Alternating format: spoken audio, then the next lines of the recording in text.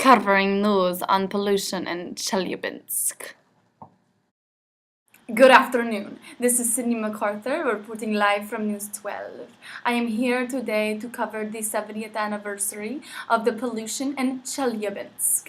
I am here today in Chelyabinsk covering the natural cause of this disaster, the environmental and human impacts it has caused, and what has been done ultimately to negate this disaster.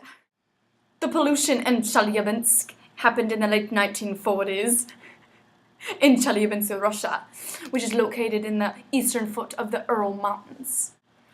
The natural cause of this disaster was due to the entire factories on the western side of the Urals were taken apart and reconstructed on the other side of the Urals. Not to mention, Chelyabinsk had one of the largest tank factories in the country.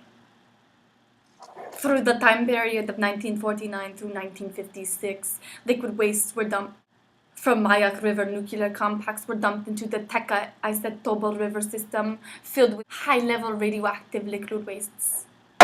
Many people were contaminated. 124,000 people were exposed to radiation living along the banks of the river system. And we have one here today. I'm here with the younger Alexia. She's here to tell us how the pollution in Chelyabinsk affected her life.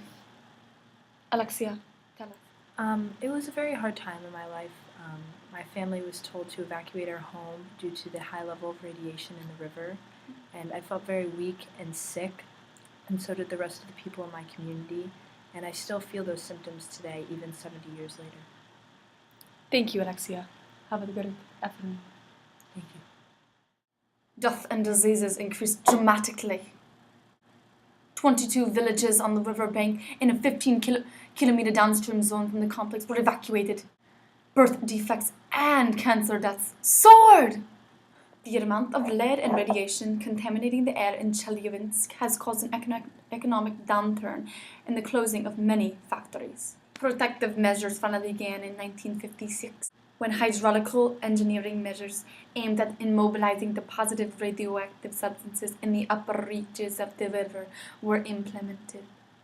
Then, in 1992, movement of nuclear safety in cooperation with local authorities organized international conference on the consequences of nuclear industry in the Urals. MNS began companies and registered people affected by this contamination. Okay, I have here today is a Russian named Anita. She lives outside in a small town. She's going to answer a few questions for me today, and she's going to tell us a little bit more about the pollution that's going on. Anita, when was the explosion of the nuclear waste storage tank at the Maya complex? 1945? No, 1957. Anita, how many people had to evacuate? 124,000? Correct. 124,000 people had to evacuate their homes from the radiation in the river. Now, Anita, what was the major impact of this disaster?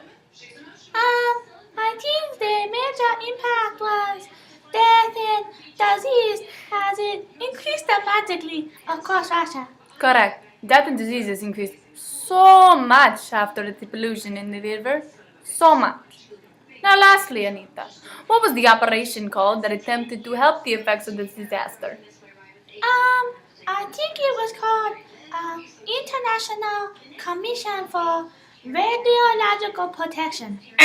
Oh. Movement of nuclear safety, Anita. Right.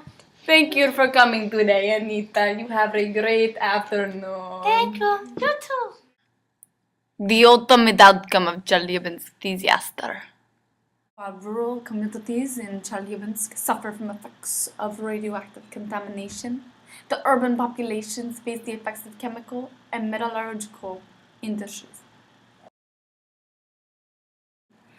The pollution in Chelyabinsk happened in the late 19th. British.